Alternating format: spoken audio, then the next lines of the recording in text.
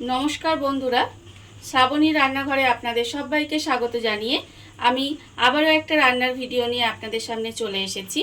আজকের আমি আপনাদের করে দেখাবো সুজির পরোটা। তাহলে চলুন এই সুজির পরোটা আমি বাড়িতে কিভাবে বানাই সেটা আপনারা একবার দেখে নিন। সুজির পরোটা বানানোর জন্য প্রথমে আমি এখানে গ্যাসটা অন করে একটা কড়া বসিয়ে দিয়েছি। এইবারে আমি কড়ার মধ্যে দিয়ে দেব জল। প্রথমে আমি এখানে জল দেব। এখানে আমি 1 বাটি পরিমাণে জল দিলাম। যতটা সুজি দেবেন ততটাই কিন্তু জল দিতে হবে। আমি এই বাটির 1 বাটি সুজি নিয়েছি, তাই আমি এই বাটির 1 বাটি জল দিলাম। এবারে আমি জলটা একটু গরম হতে দেব। এবারে আমি এর মধ্যে দিয়ে দেব আন্দাজ মতো অল্প একটু নুন,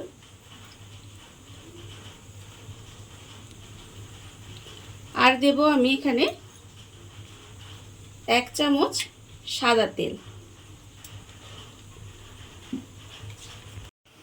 জলের মধ্যে তেল আর নুনটা আমি এর মধ্যে দিয়ে দিয়েছি।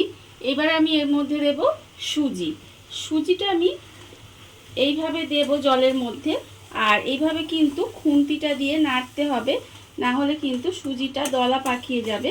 সেই জন্য সুজিটা দিয়ে খুব ভালোভাবে এইভাবে মিশিয়ে নিতে হবে। মিশিয়ে নিলে দেখবেন একটা মন্ড মতো তৈরি হয়ে যাবে।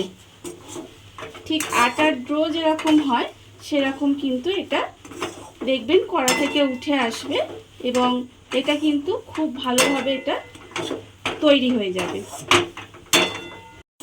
সুজির মন্ডটা কিন্তু আমার তৈরি হয়ে গেছে।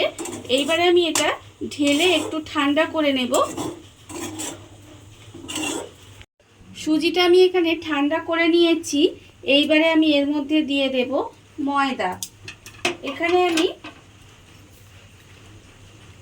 খুব বেশি ময়দা দেব না, কারণ সুজির থেকে বেশি ময়দা দেওয়া যাবে না, সুজিটা কিন্তু বেশি দিতে হবে। আমি এখানে 3 চামচ মতো ময়দা দিয়ে দিলাম। দিয়ে এবারে এই সুজিটা আর ময়দাটা খুব ভালোভাবে মেখে নিতে হবে। মেখে একটা ডো বানিয়ে নিতে হবে।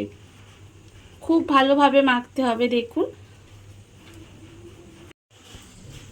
সুজি আর ময়দাটা আমি খুব ভালোভাবে মেখে নিয়েছি। দেখুন পুরো একটা ডো বানানো হয়ে গেছে। এইবারে আমি এর থেকে লেচি কেটে নেব পরোটার মতো। এইভাবে ছোট ছোট করে লেচি কেটে নিতে হবে। প্রথমে লেচিগুলো আমি এখানে কেটে রেখে দিয়েছি। এইবারে আমি পরোটার মতো বেলে নেব। তার জন্য আমি নেব এতে অল্প একটু ময়দা দিয়ে এইভাবে কিন্তু বেলে নিতে হবে। আমি পরোটাগুলো গোল গোল করে বেলবো। আপনারা চাইলে কিন্তু এটা পরোটার মতো ত্রিকোণাকার করেও কিন্তু আপনারা বেলতে পারেন। এইভাবে গোল করে বেলে নিতে হবে।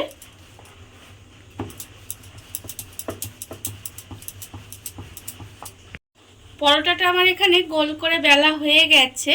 আর অন্যদিকে আমি গ্যাসটা অন করে একটা চাটু বসিয়ে দিয়েছি। এইবারে এই পরোটাটা আমি চাটুর মধ্যে দিয়ে দেব। চাটুর মধ্যে দিয়ে প্রথমে কিন্তু পরোটাটাকে আমি যেরকম পরোটা করে এপিট ওপিট একটু সেঁকে নেব। পরোটাটা আমি এপিট ওপিট করে একটু লাল করে সেঁকে নিয়েছি। এইবারে আমি এর মধ্যে দিয়ে দেব তেল। অল্প অল্প তেল দিয়ে যেরকম পরোটা ভাজে সেইভাবে কিন্তু আমি পরোটাটা ভেজে নেব।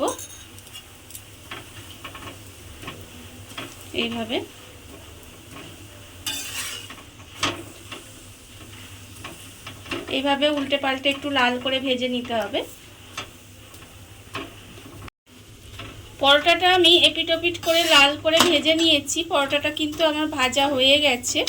এবারে আমি এটাকে আবার তুলে রেখে দেব। আর এইভাবে কিন্তু আমি সমস্ত পরোটাগুলো ভেজে নেব। দেখুন আপনারা এখানে আমার সমস্ত পরোটাগুলো বানানো হয়ে গেছে। আর পরোটাগুলো কিন্তু ভীষণ নরম হয় আর খেতেও ভীষণ ভালো হয়। আজকের এই রান্নাটা আপনাদের কেমন লাগলো সেটা কিন্তু জানাতে একেবারে ভুলবেন না। আজকের মতো এইটুকু। আপনারা সবাই ভালো থাকবেন, সুস্থ থাকবেন। আবারও হাজির হব নতুন কোনো রান্না নিয়ে।